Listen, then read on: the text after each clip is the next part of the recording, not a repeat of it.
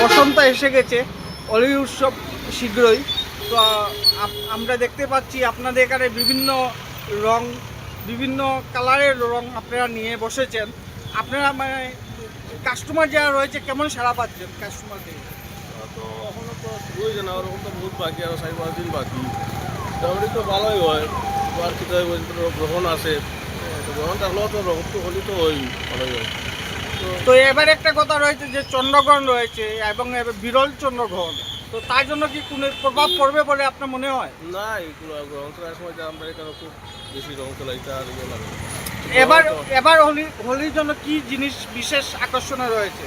তো যেগুলো নর্মাল এইগুলো কালার, একটা কালার আছে, আরও নতুন আমরা আর কালার বাকি, আরও আইব, কালকে আইব আরও মাল। তখন যেটা আছে ওটাই দেখা যায়।